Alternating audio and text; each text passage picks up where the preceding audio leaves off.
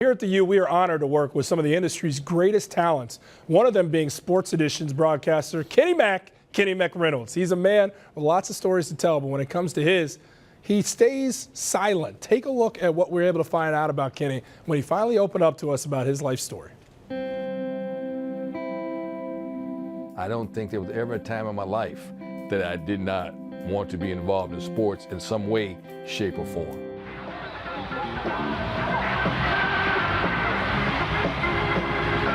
I loved roller derby. I didn't know it was phony. I thought it was for real. So one day I came home from school, turned on the TV, and I heard there's a WFLD Field Communications Chicago.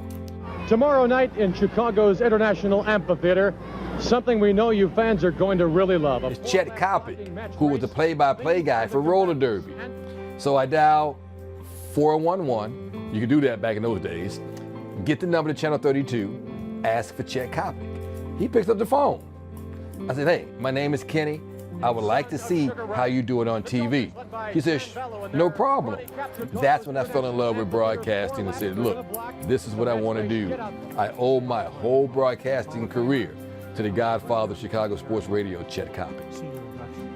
Hello, everybody. Welcome to Sports Edition. I'm Kenny McReynolds. When I came to the U, let's have a talk show. Let's have live high school games.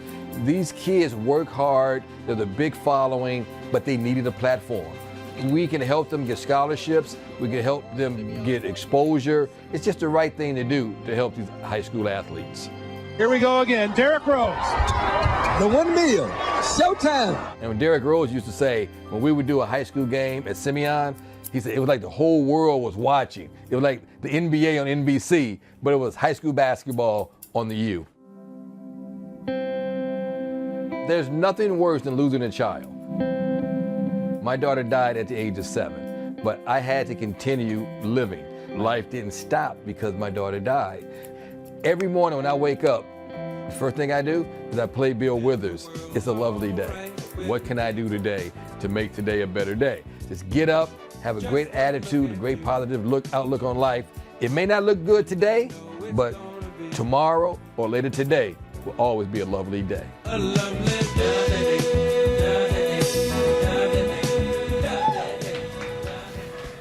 Oh, man, what are you doing?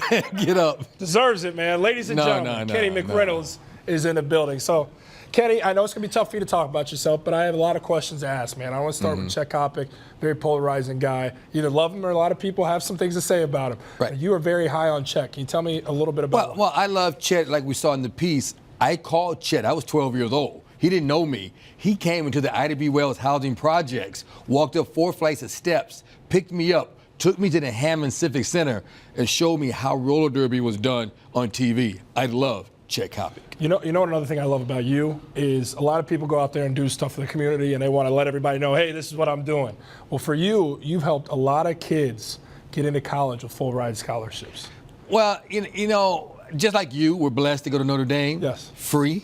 I don't have any bills for college. I don't have student loans. And if you can help someone get into college free, why not?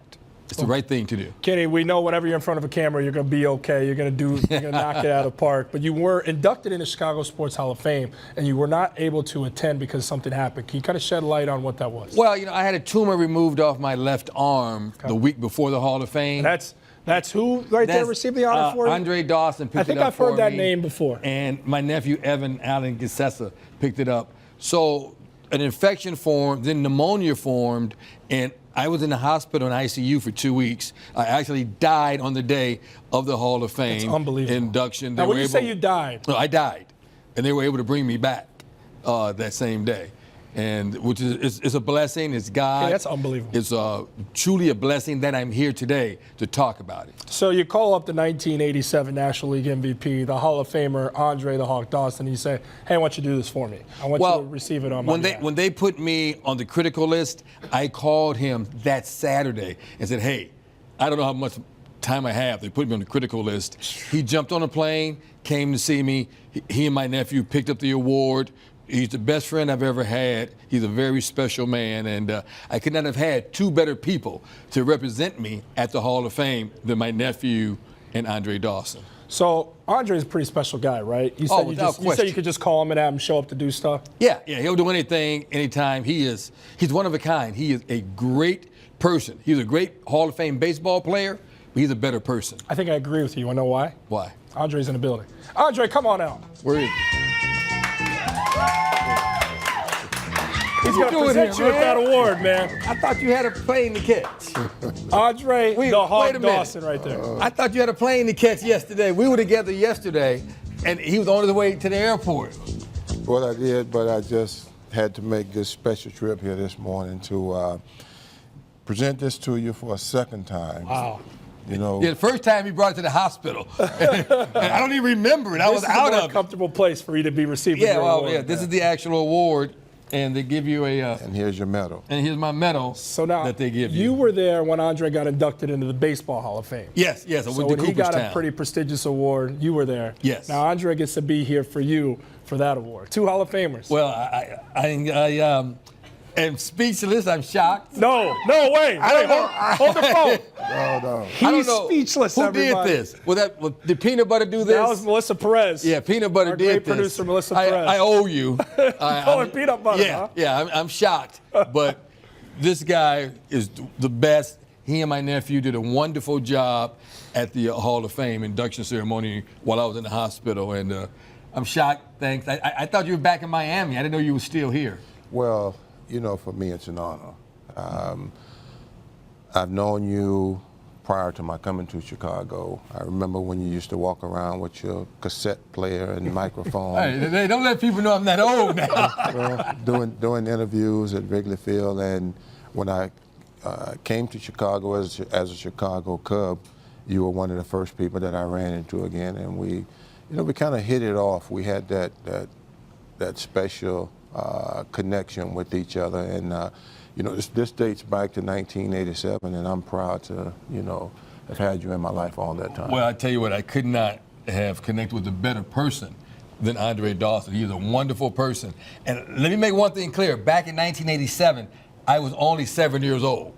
So running around Wrigley Field, I was only like 7 years old. I laugh about my age a lot. So I was 7 years old, and I am speechless. I can't believe that you did this again.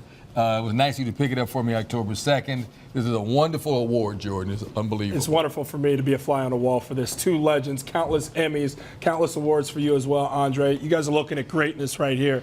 I'm honored to be sitting next to you, especially Kenny, for all the work you've done for this city, all the work you've done on the camera, and all the stuff you don't talk about that you do off the camera. Well, we thank you. It's an honor for me to be here. You guys do a great job on the Jam. You guys have too much energy in the morning for me. We just got to work on that Mike P guy, right? All right.